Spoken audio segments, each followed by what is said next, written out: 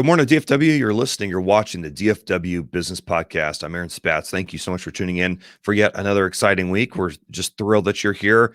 We love to just talk about a variety of business topics, and the whole point, the whole goal of the show is I don't care what industry you're in, what type of work you may be doing. What's really neat is there's so many different stories from people across all sorts of different industries. And my hope and my prayer is that you're able to take little elements of other people's stories and overlay them against your own professional career, your own professional journey. And so I hope these are encouraging to you. If you have any comments, any feedback, anything that just really jumps out at you, drop me a line at podcast@boldmedia.us. Just please note that the show is available virtually everywhere. So if you're an audio person, you can catch this on Apple Podcasts, Spotify, Google, the list goes on and on and on. You can find it basically anywhere. If you like to watch the conversations take place, you can jump on YouTube, Facebook, Instagram. Those are places we generally like to make those things available. So anyway, thank you for joining again. Follow, subscribe, that way you don't miss when the next show comes out. So anyway, we're going to jump right into it this morning. I'm so excited to welcome Steve Demetriou to the show. He comes to us from West Point, but he's a local Dallas-Fort Worth franchise owner. And so really excited about talking to him about the whole world of franchising. So Steve, I just want to welcome you, man. Thank you so much for being here this morning. Hey, good morning, Aaron. Thanks for having me. You got it, man. So my favorite question I love to lead off with is, are you a DFW native? And if not, where the heck are you from? Not a DFW native, but really enjoyed living here with my wife the last few years. Kind of grew up all over. My dad was a corporate exec, or still is, and so he dragged the family around the world. I think by the time I was 14, I had moved 7 times. So I wasn't a military brat, but I always say I was a corporate brat. And I went to high school in Cleveland, Ohio. So that's my kind of adopted, claimed hometown. Oh, that's awesome. Yeah, happy DFW resident now.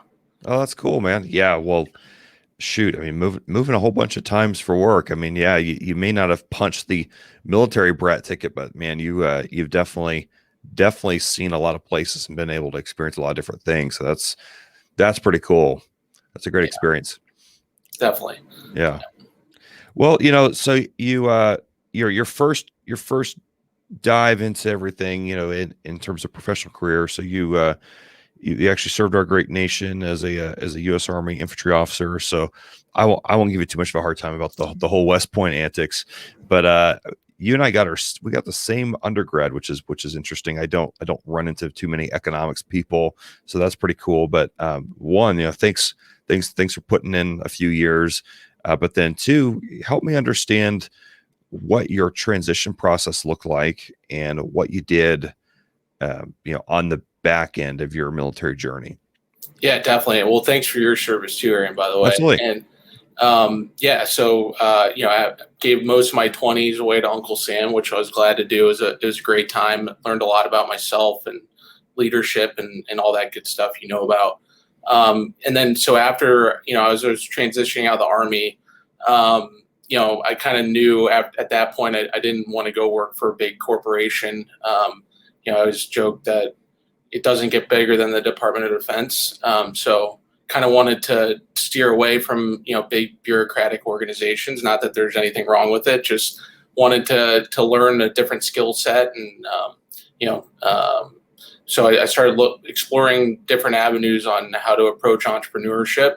The transition period was hard, as I guess, it's prevalent in the media and society. A lot of people hear about it, but even as an officer, I found it to be a difficult period, leaving a community I had known for many years, which was, the military. And so I took a few months off just to kind of figure it out. My wife's was a school teacher at the time, so it was easy for her to kind of tag along as I explored the next phase of my career. But yeah, I was transitioning out, started exploring how can I become an entrepreneur. And I was looking at, privately owned businesses that I thought I could, maybe go learn about a new industry, buy this business, and take it to the next level. And then I was also kind of simultaneously looking at franchise opportunities and looked at everything under the sun. I think I one point was doing due diligence on a chemical distributor in a water distribution company. And then also looking at franchise opportunities, was taking a look at a couple of defunct Jimmy John's stores in South Florida. And then, found out about this brand called uBreakiFix based out of Orlando. So, I went and visited those guys. They're a great team out there, and ended up kind of pulling the trigger on the Dallas-Fort Worth market, and move my now wife and I out here to grow this business. So, wow, that was kind of my transition, time frame, and how I ended up kind of diving into to my first base hit, as I call it, which is my franchise business. So yeah, well, that's a fascinating story, and again, that's something we don't get the chance to hear, the kind of like the inside story of how all that goes down. And so for you, that was really kind of a unique opportunity. So it sounded like you were working on something else on the side while you were doing that, though you're pursuing the franchise route. So I guess I'm just curious, what sparked that in you? What made you decide that franchising was a good option? Because I the more that I understand and the more that I study it, the more I realize just how great of an option it really is. And I'm curious what initially gained your interest, because not a lot of people know about it, I guess is what I'm trying to say. So how did you know about it? I didn't know about it, just like, I was saying earlier, I was just knew I wanted to kind of get away from the man, quote unquote, and wanted to go off on my own. At the same time, I was debating, for me personally, kind of one thing that was kind of a key point in my journey to entrepreneurship franchising, was debating whether or not to get my MBA. As I was transitioning out, studied for the GMAT, took that, which is the entrance exam for the MBA, most MBA programs, and was on the fence. Decided not to pursue the MBA route, which that was just a personal choice for me. I think, look, there's tons of my West Point classmates that are way smarter than me, that are crushing it at some of the top MBA programs. I just kind of wanted to dive head first into business. Which, still, I think it was the right move. But so I like to say the last few years I got my real-time MBA, but that was kind of a critical point. And I think one that drove me toward franchising, because, I'm like, hey, I might not be the smartest guy in the world. So maybe I'm not going to go start the next huge tech unicorn, but maybe I can take what somebody else is, kind of the business model somebody else has developed, grow it into a nice size company. Using kind of the toolkit they've developed, and try to make it my own in a way that fits within that model, and really try to grow a business. So, that's why I think I chose franchising, is just to have, especially after leaving the military, where, look, most of your career, the career path is kind of outlined for you. Yes. You got plenty of commanders and peers kind of guiding you day to day, week to week, month to month on your day to day role in the military. So leaving that very structured community, and getting into the business world, I knew having some sort of guide rails, if you will, would be beneficial for me. So, and then kind of pair that with my wavering on the MBA program. Yeah. That was kind of two major points that guided me towards franchising. Oh, that's cool. That's super cool. It's neat to see your decision-making process on that. And so the MBA choice or not, I guess we'll save that for another time, and we'll I'll probably end up pissing off a lot of people talking about this too, because I've got my own opinions on that as well, and it's similar, but there's great utility for getting it. Definitely. Certain brand names especially can really open up a lot of doors, especially if you want to go the consulting route or finance or any number of different things. There's definitely something to be gained there. I'm not as convinced, I guess, on the entrepreneurial side, even though I've seen a ton of entrepreneurs get it as well, but I've also seen so many people do just fine without it. And there's been plenty of opportunities that folks like yourself have been able to leverage and maximize. and you just run and never look back. And so it's neat to see. So you went through a whole due diligence process then, I guess, of evaluating different companies. So what were you looking for? Like what were some immediate showstoppers for you as you were going through the process, or what were there any specific things that you were looking for as you were trying to kind of make that final decision as to which way you wanted to go with which franchise option? Wow, great question, Aaron. I think at the time, if you asked 27-year-old Steve that question, and now you're talking to 32-year-old Steve now, I'm sure he would have a much different answer. And it's easy for me to Monday morning quarterback it now, but Sure. I'd probably didn't have a great idea what I was looking for. I was just looking. I think kind of goes hand in hand with your transition question. I was kind of figuring it out on the fly.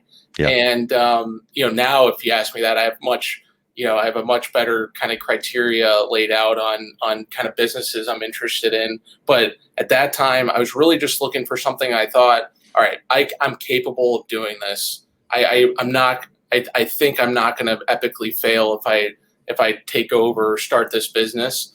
That was probably number one. And trying to just be super self-aware on, hey, what's my strengths and weaknesses. I knew I was decent at leading a small organization after, being an infantry platoon leader. Not that apples to apples translates into the business world, but so I knew I could do that.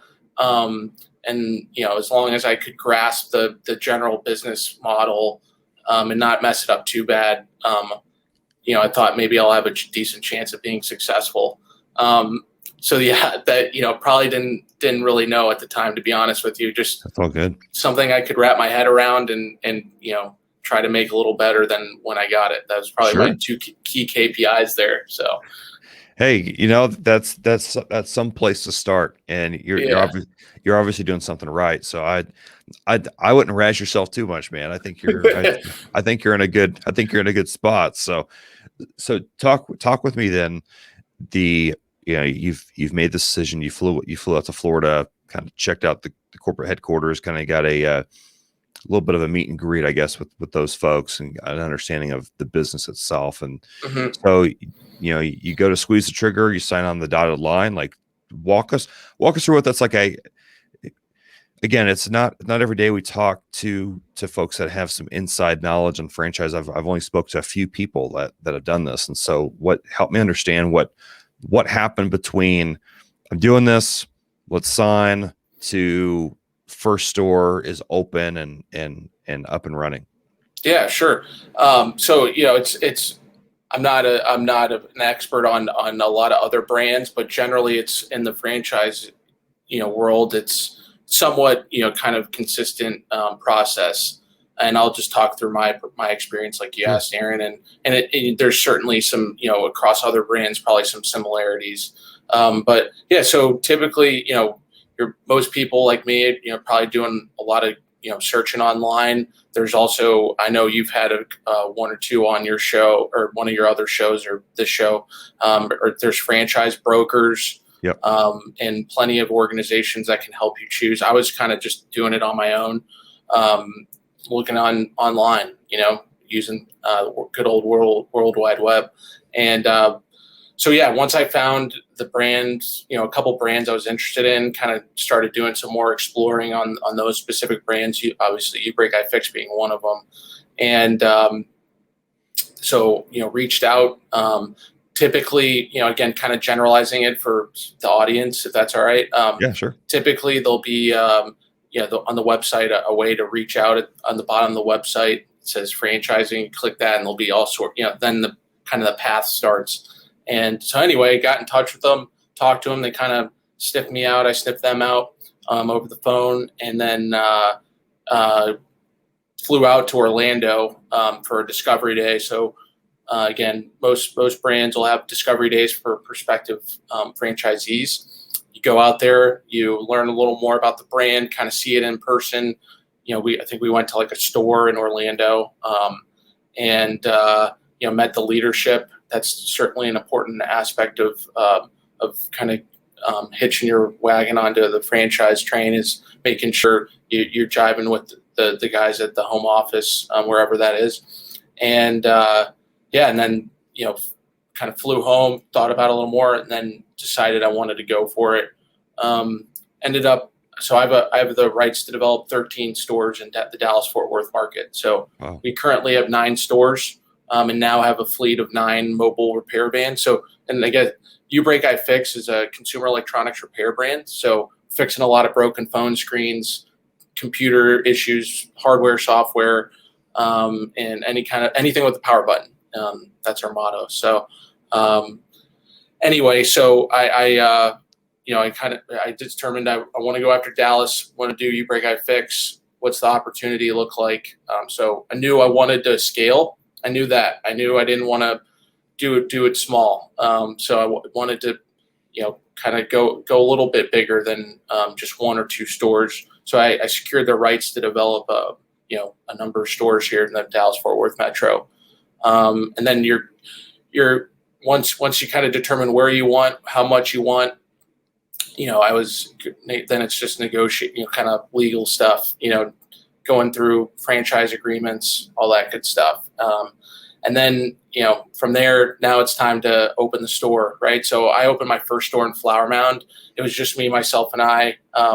I did find I threw a franchisee up in Detroit who's a good friend now. I got linked up with a guy who's he still lives in the area, but he had a couple he had experience in this industry in electronics repair. Kind of helped, he helped me kind of open my first store. I paid him a small consulting fee. So that was great. Hire people that are smarter than you, just like anything, any business. That's a great lesson I've learned. And got my first store open. You're doing everything. That's the cool part about, any small business owner knows this, but being a franchisee too, you're dealing with everything, real estate, legal stuff. So, get scrambling to learn how to do a retail lease, get through, kind of clawed my way through that. Got my first store open in Flower Mound, set it up myself. I was the manager the first, pretty much year, learning how to run the business. And that's kind of how it went. That was very generalized and broad, but that's kind of how we got from A to B, if you will. Wow. Yeah. So, there's a lot there, man. So, a ton of work that had to happen. And then in terms of financing, again, like what are the options available to folks? So can they, obviously cash is always an option, but in terms of, but if folks don't have a nest egg laying around to tap into, what are some other options as it relates to franchising?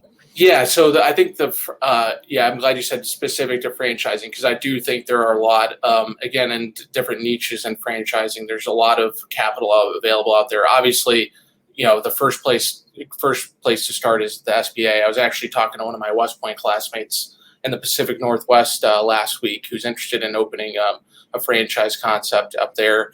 And so we were talking a lot about SBA loan products. And there's tons of stuff available there, on both if you have to buy real estate to get whatever concept you're thinking of open, there's tons of real estate products available through the SBA, and then just general business lending options, especially for, first time business owners. That's the whole point of the SBA, right? To support that community. Right. And so that's a great place just to start. And I think the SBA is cool too, because you're going to then meet a local lender, or a lender somewhere in the United States that's lending these SBA products. So you not only get to tap into kind of some government-backed lending products, but you also get to make a relationship with a local bank, which will be super important just for general business operations. And then if you want to get into other businesses, you hopefully build up a good reputation with that lender. And then there's also just specific, again, kind of niche related, franchising related, capital providers out there. Like I know Apple Pie Capital is one in the franchise that's pretty active in the franchise space. So these are private, kind of capital providers that are another option. So I think the money's out there, and then you can go the friends and family route as well. I mean, there's nothing wrong with that. Sure. That's certainly what I tapped into as well. And so, yeah, I think of kind of all three of those things. And then, yeah, whatever you bring to the table, if you got cash to put in, that's another good option, is betting on yourself. So, Sure. I certainly hope, for the listeners out there, anyone thinking about getting, the money's out there. If you want to go do it, you can hustle to get the dollars to open that first store or business. So that's awesome. Yeah, that's a common theme. That's a common theme I keep running into as I talk to people, is if you're willing to hustle, there's no shortage of opportunities and things available to help launch your business or to get things moving. And so for you then, so you started that first store.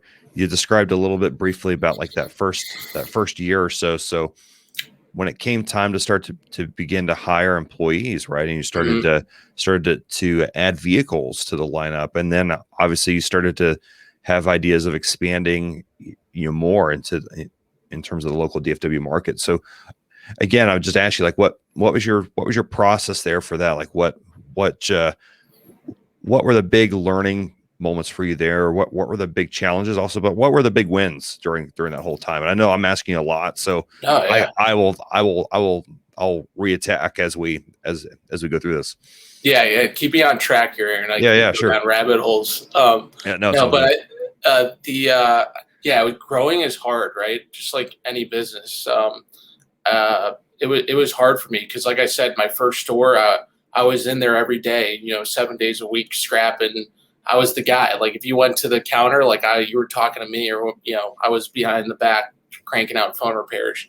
And I knew, though, that to grow the way I had it envisioned in my head when I got into this business of, I couldn't kind of keep doing that. I thought it was good exercise to really learn how to run a store, and, so I could help hold other, my future employees accountable whenever I, eventually grew my mini franchise empire. But hiring's hard, right? And finding people that are on board with you to grow. I mean, that's tough, especially when you're nobody, right? Like when you just got like a little store and, you're thinking about bigger things, and you kind of got to get them on that dream, right? And get them aligned with the vision.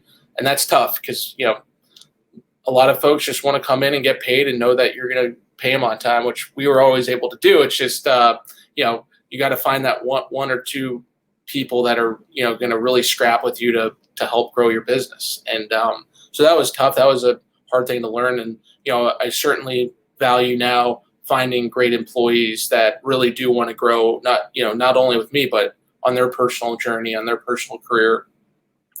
I latch onto those people, right? And I hope they latch back onto me. And just like every employee, trying to treat them with respect and pay them well. That's a hugely important thing, especially if you want to grow, because you don't want those folks to leave. So that was hard, right? And then I think some other lessons I learned were the real estate side. Is like, hey, my second store. It's probably didn't pick the real estate to open, to like site location specifically. So, that was number two. I was like, all right, wow, never going to do these certain things again. Like just basic stuff like, hey, make sure you have road frontage, right? Make sure people can see your sign well. And that was a great learning lesson. Haven't done that since on my 7 follow-on stores from that. And I'd say some wins, like I said earlier, is just finding people that are a lot smarter than me. One of the things that really helped me grow in a major way, I'm going to give him a shout out on this podcast, is finding I call him my operating partner, Joe Carter. So he's pretty much, the last 6 months been running the business day to day. And I found him almost 2 years ago. He was working for the franchisor and was they call it a business consultant in our brand. So he was basically liaising with me and the franchisor, worked for the franchisor in Orlando, lived in the DFW area, and sort of advised all the franchisees in the Southwest Okay. So that's how we got to know each other. And, I was like, wow, this guy's really smart. He works really hard for me and I don't even pay him. And, I just generally respected him. And he's older than me, knew the retail space really well, grew up, managing Targets and a bunch of Dollar General stores. So had that managerial leadership experience as well in the retail space. Also knew our business model really well since he worked for the franchisor. So I'm like, man, how do I figure out how to hire this guy? And I coaxed him to join my team about 2 years ago. And I only had 3 stores at the time. Probably couldn't afford them, but it was an investment in my business and myself and him. And that was, a huge catalyst for growth for me, because now I could free myself from, kind of the day-to-day down in the weeds, kind of tactical level tasks of running the business and kind of figure out how to grow. And then, yes, that was a key part. Like I said earlier, just find people that are smarter than you. Yeah. And find a way to get them on your team, even if at that moment in time, maybe you can't afford them, maybe, it doesn't even make sense. If you think they can add value and you want to grow, like, just figure it out. Because otherwise you just kind of get in a loop and you can't get out of it. So I think it's like, people, I think that's the biggest thing I've learned, is how integral people are just to every business.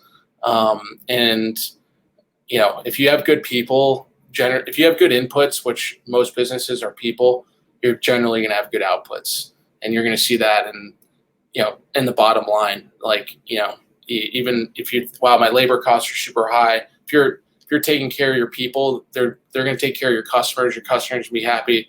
Customers are going to spend more money, and everyone's going to win. So that's probably the number one thing I've learned, is just have great people, take care of them. And when you find the really smart ones, figure out a way to let them grow and thrive for you. So, Wow. yeah. Wow.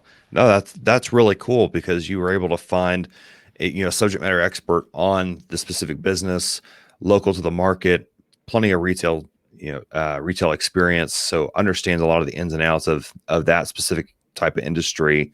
It's able to really help advise you on a lot of other decisions that you're making, or decisions that were going to be coming up at some point. And so just helping kind of craft that. And so it's smart. And I can't imagine what that was like, though, hiring somebody and, like, man, I don't know how I'm going to make this work, but I got to make this work, because this dude is, absolutely gold in terms of just being able to help add tremendous value to the business. And so you're making sure that you're taking care of him on top of all that. So as you're doing that, though, so so now you've expanded, and so again, through this franchise model, you have rights to the real estate. So you're purchasing the real estate. Is that owned by the franchisor? No, so I'm not. Like, especially in the bigger restaurant brands, that's typical, where you buy, develop, purchase, whatever, the real estate, and that's a great stream of income for those guys. But and we are consumers of kind of small footprints, so I'm typically like leasing the 1,000 square foot range. So we're in typically like kind of strip mall, road fronting strip malls, and on Main and whatever submarket we're in. So I'm a tenant, but being a tenant's tough, especially when you're a small tenant and you're working with a big landlord. So definitely in retail leases are always tough for the tenants, because you're paying the landlord's bills typically through the triple net leases, which typically you're going to sign a triple net lease. So definitely got a crash course on that, and I think the key there for me was finding a great real estate broker to help me. So I'm going to give another shout out to the Weitzman Group, which is a local regional brand here in the Dallas-Fort Worth area, and Stephen Wise specifically is my go-to guy there. So again, latching on to really smart people that add value to you. I kind of quickly found him, and he's helped me open most of my stores, or at least get the leases signed and negotiated. So that's kind of my real estate experience. But we're not One day I'd love to own the buildings I'm occupying, but right now, as far as the franchise stores go, we're tenants. So Yeah, it's all good. yeah, The triple net lease. Are you comfortable talking about that, like in terms of like sure. what that's all about? So for those of us that are not as well versed in that. Yep. Yeah. So triple net leases are uh, you're paying a base rent like you would in any kind of tenancy situation. And then on top of that, you're paying what's typically known as the triple net expense, which is taxes, income, or taxes, insurance, any kind of common area maintenance, CAM, which you'll hear a lot. That the land, Okay. that'd be like mowing the grass, or if you're in a cold area, like plowing the parking lot, snow plowing the parking lot. And then sometimes there's like a management fee that the landlord will charge that's baked in there, and you're paying it pro rata per like how much space you consume in that site. I got you. So yeah, it's there's and then another thing is like I've learned about over the years is you get the landlords have a lot of power in these relationships, and so if the bills go up, guess what? Your bill's going up too, and if the taxes increase, guess what? Your triple net costs just typically that'll cause your cost to increase. So yeah, it's you got to make sure you're really digging into those leases. Make sure you get a good lawyer. Unless you happen to be a lawyer, but I would certainly, there's plenty of good real estate lawyers around and around town, especially here in Dallas Fort Worth. So make sure you get somebody with legal experience to dig into that. Make sure so you can ensure you're signing a good deal. So yeah, that's kind of the overview of the Nice. triple net lease. Yeah. Well, then, so walk me through then because I'm just genuinely curious, like what was your decision behind you wanting to expand? So you mentioned this at the very beginning of the show is, you secured the rights to be able to expand into X number of stores. I think you said 11 or 12, something like that. Yeah. So I have the rights to 13 stores. Yeah. Yeah. Okay. So here in Dallas. So yeah, we'll be pushing hard to open the last 4 this year. Wow. Yeah, so I guess my decision around that was just like kind of go big or go home. I felt like, look, I found a good brand that I want to grow with. Again, kind of went through my personal decision-making process, as you alluded to, Aaron, earlier. And, I just, I was like, hey, I'm young.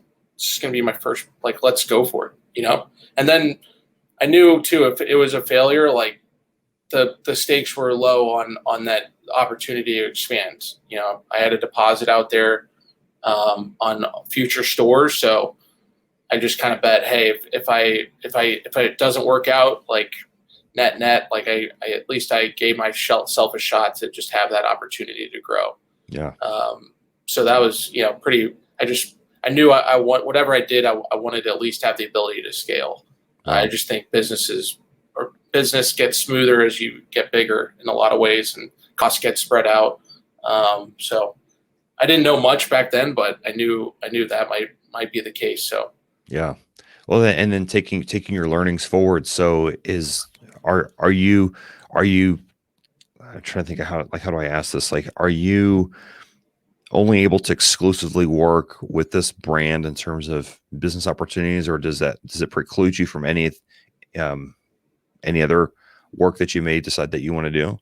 yeah, well, definitely don't want to upset any lawyers listening. So Okay. I think that'll be kind of per your franchise agreement with per the franchise agreement. If with whatever brand is out there for us. Yeah, no, I'm doing other stuff on, that was one of the things I learned kind of after year 1 in the business is like, hey, maybe I'm going to be interested in getting into other franchise brands, other, business opportunities. So that was another reason bringing on my operating partner, Joe, because I knew one day I'd want to kind of free myself to go explore other entrepreneurial endeavors.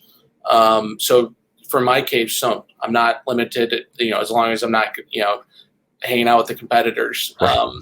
But yeah, no, certainly not. And that's, great question, because that's something I'm now starting to explore, is kind of Really? other business avenues and ventures.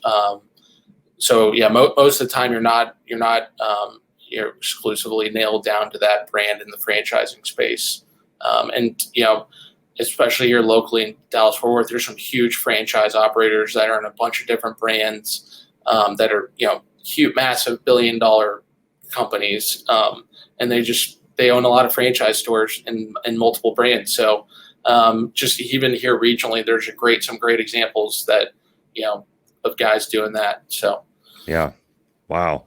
Yeah. No, because there's so much there. Cause I've seen, to your point, there's these massive companies that own hundreds and hundreds of it's crazy. franchise location, which is nuts to me. But Yeah. they, I imagine a part of their decision-making process there is like, well, hey, I would rather take a smaller cut, a smaller percentage of net profit, because it's a business model. It's proven to work, and it's got a brand that's already been established. There's a lot of brand equity there. And so Hmm. it's a business that's not going to go away anytime soon. So, they've kind of run through this whole thought process as to how to properly vet those opportunities. So it's interesting as you've been able to explore. So, I imagine you wouldn't be standing here in terms of expanding the businesses if they weren't profitable. So it sounds like they're doing well for you then. Yeah, no, it's been a struggle. It's been just like Yeah, any small business. Again, especially, this wasn't a startup, quote unquote, but I wasn't taking over existing stores, at least when I got going. Um, and yeah, so the first kind of 2 or 3 years ramping up, we are definitely seeing really strong profitability now. Knock on wood, which it's been a lot of fun. And but yeah, I think, and again, that's the nice part about franchising, is like you can, like I was saying earlier, I had the right to grow, but if I always, I tell my team this all the time, like, we got to earn the right to grow. So if I wasn't earning that right to grow, then I probably wouldn't have done so. sure. But I think that's a cool kind of thing about franchising, is you can create options for yourself on growth, whether it's into other brands, internal, organic growth within a brand. So yeah, we're having some good wins, especially during COVID, which has been Yeah, challenging for a lot of small businesses out there. But it's been somewhat of a boon for us. I think a lot of people staying home, figuring out they need to optimize working from home and fix maybe some old electronics that were hanging around. But yeah, so yeah, that's been probably one of the most fun things about business in general. But this brand is kind of going from 0 to 60, if you will, and achieving profitability, but it didn't come instantly, right? sure. It's just like any business. Like, you got costs, you got to grow sales, especially when you're opening from the ground up, and so that's been a big challenge, but we're seeing some success now. Wow. Well, then, to the extent that you're comfortable sharing, so what's next for you? Like, what other things are you checking out? Yeah, so always just keeping an eye on like uBreakiFix, obviously, and lucky to have a great team that's really taken a lot of load off my shoulders. So my brothers, who live in Cleveland, and and my father, we kind of got a family real estate investment thing going on up there. So we're buying up small residential multifamily properties, so 2 to 4 unit properties, up on the west side of Cleveland, which has been really interesting. We're seeing some really strong returns there. And that's been fun, kind of seeing, hey, where can we go with this? So that's something I'm spending some of my time on, go back home now and then to kind of check in on that. And then I'm also kind of in parallel to that is I'd love to, buy and operate another business, which, is definitely something I'm spending time on now. One of the reasons, I'm lucky to kind of be on this podcast with you, is to kind of start getting my personal brand out there, and opening in some doors on this next venture. So I'd love to do it a little differently, and not go the franchising route, which has been great. But again, kind of trying something new. I'd love to buy, privately owned, closely held business, ideally in North Texas or maybe up in Ohio. And, in my perfect world, it'd be somebody who's looking to retire, sell their business, keep their, legacy alive. And I'd love to help a business owner do that, and kind of maintaining what they built, and then hopefully take it to the next level. So That's I'd cool. say real estate and business, like another small business to operate and grow. Those are my two focuses kind of right now moving forward. I'm in a somewhat of a transition period again, I guess, kind of comparing it to where I was 6 years ago or so when I was transitioning out of the military. But I know I got a few more tools in my toolkit now. I know a couple more things, and so now I'm just trying to grow, keep growing. So Yeah. Well, no doubt you've learned a ton, man. And it's like, one, hats off to you. Congratulations on the success that you've seen so far. I know this is just the very beginning of the journey for you. Like, I know you still got a long, long, long way to go in terms of your own goals and your own expectations of yourself. But I think it's really neat to see you get, to get a couple solid wins, right? Like, I mean, you've come out here in terms of, helping launch a franchise into a market and expand that market, and all the lessons that you've learned and all the things that you've gleaned from that experience, and obviously holding that going forward, and partnering with some really amazing people to help make that a reality. And so I think it's terrific. I'm super pumped for you, man. And I'm looking forward to hearing more also about the journey up in Cleveland. Fun fact, I've got a lot of family from that part of the country, from Cuyahoga County. So I didn't know if you happen to be are you diehard Browns fan? Yeah, I'm definitely a Browns fan. I know your Raiders beat us last year, but we had a good little playoff run. So I mean, I don't want to rub any of that in. But That's all good. no, but yeah, I'm definitely a Browns fan. I can say that a little more proudly now. I guess you can say you're a Raiders fan a little more proudly now too, right? Sure. These days. Yeah. Yeah, big Cavs fan. So still pull for all the Cavs are having a tough year this year, but yeah, still diehard Cleveland fan in general. So yeah, no, it's awesome. Like all the Cleveland sports teams were a staple in our house growing up. So despite the fact that I may not actively or rather proactively cheer for them, I still keep an eye on them, man. I want to see them do well. It's a great organization. I love that town, and I love to see what they can put together next year. They were a real force this last year, and so I really love to see them go even further this next year. Hopefully, they can get a couple of good pickups, in the draft, and maybe we need it. A few good trades.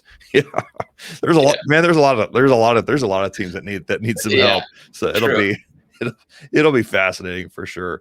But so what else, Steve? We've covered uBreakiFix. I think it's fantastic. You're working on real estate deals up in the Cleveland area, and now you're evaluating other business opportunities, hopefully able to pick up a business from somebody retiring. Like, what's, I guess kind of like, parting shots, I guess would probably be the best way to kind of close this out is, what advice would you have then for others that may, and I know you've probably already mentioned it at some point, but what advice would you have though for others that are contemplating starting business and they don't know whether or not they want to just go ahead and launch their own brand, their own business, or whether they should just go ahead and kind of piggyback on and learn, on a proven business model through the franchise route? Like, what are some words of advice you'd have for that person?